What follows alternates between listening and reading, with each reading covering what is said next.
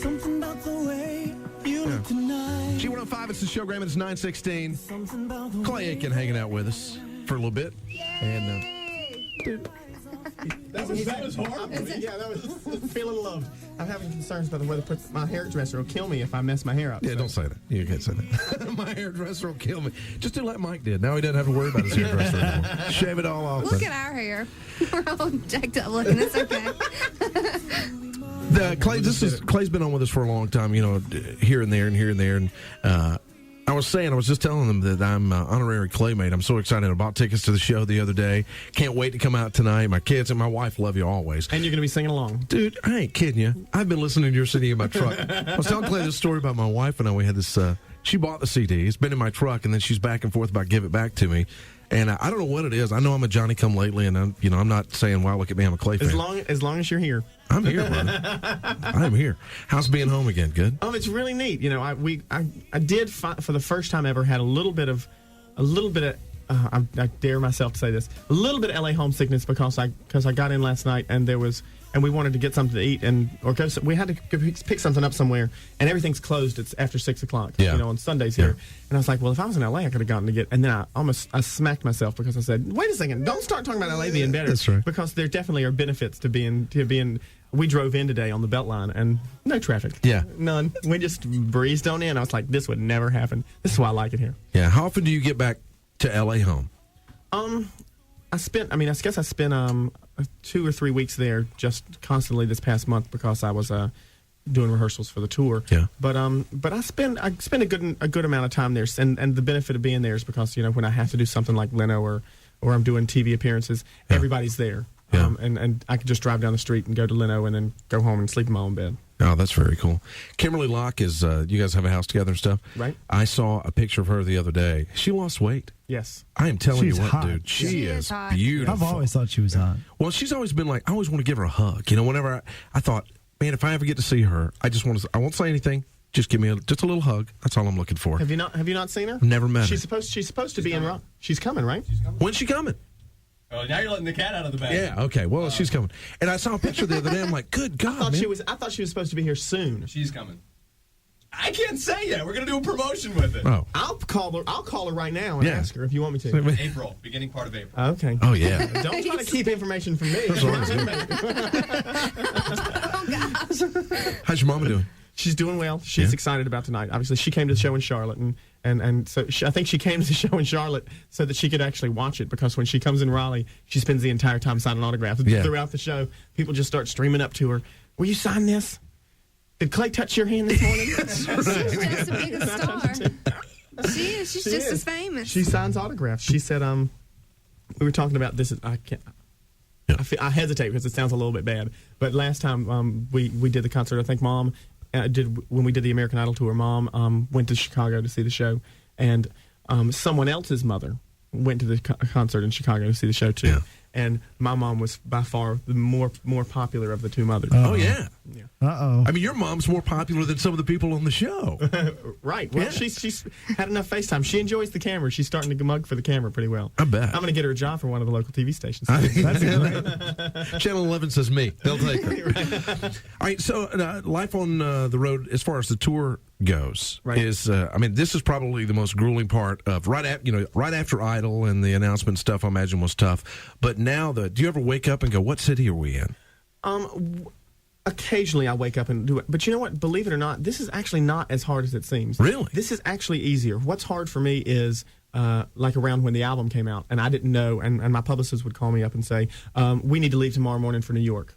Or we got this offer for you to do something in Topeka. Well, never been there, but real quick. Yeah. You got to make a quick change with this. I actually have a book in my bunk on the bus that says what time I'm leaving every city and what time I'll get into every city and what I'm doing that day. Good for you. Everything is really consistent, and I appreciate that. I really like that you don't get that anywhere. Hey, what's going on with the Clayvention that's coming up this weekend? Do you know anything about that? I know very little about it. Yeah. I know that there are a lot of people who I was on Star Trek or something. Yeah. It's like a Star Trek convention for Claymate. The guy who I'm not allowed to say what my hairstylist, but the guy who does my hair, yeah, he said that he's gonna he wants to market Clay Aiken wigs. So Oh, I people bet can you, come- man. So people It'd can come make a dressed up killing. as I was Clay. surprised for Halloween that somebody didn't do that. I mean, Well, because he's that would on be- it now, and I should probably let the cat out of the bag, and somebody's going to try to beat him to it. But the official will come from them. But he That's wants funny. to do it. That's cool. All right, so the concert tonight, let's just talk a little bit about that. All right, so I heard, I don't know, from some of the Claymates we had up here earlier. You've been online. He's been in the chat rooms. Are you doing, I heard you're doing like a Prince song tonight. Yeah, I do. And- Which one? Well, I don't know. If you don't know, I should probably keep it a secret. Yeah, I don't know. I don't know. Then I will keep it a secret. But I am doing a Prince song, and I actually think I pull it off. There's no telling. Is it I Want to Be Your Lover? No. Is it Kiss? It's When Doves Cry. Oh, okay. Oh, my That's God. very cool. And then what else? They were going through a list of different songs that you're going to do and stuff. Kyrie, the Mr. song. Oh, yeah. Before. I love that song. I Yeah. think it actually has a good message. You know, it's got a good message to it, and so it's a song I'd like to cover for my next album. So I sing that as well, and then just do a lot of stuff from the album. And then we have an acoustic set, and there's a special song in there for the hometown. So. Oh, cool. All right. All right, we're going to do a break. When we come back here, talk to Clay about something that I think is pretty historic that I don't know if anybody's talked to you about it or not, but I think it is a big deal. It's all in the newspaper now. It's all on television this weekend and everything else. And in my opinion, Clay started it all. We'll talk about it here in a second. It's the show, Graham. It's not Shower, not a big.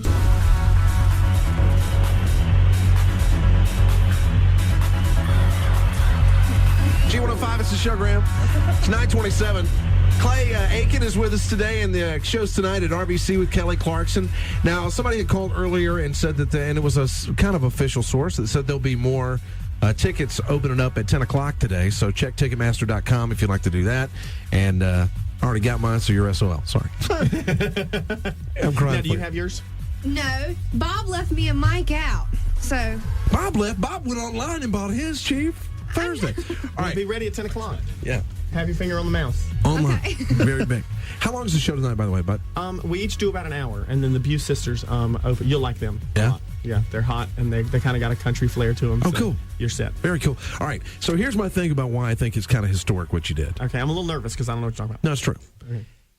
You know, now, excuse me, because of the Janet Jackson thing, but that's the poster child of everything. Right.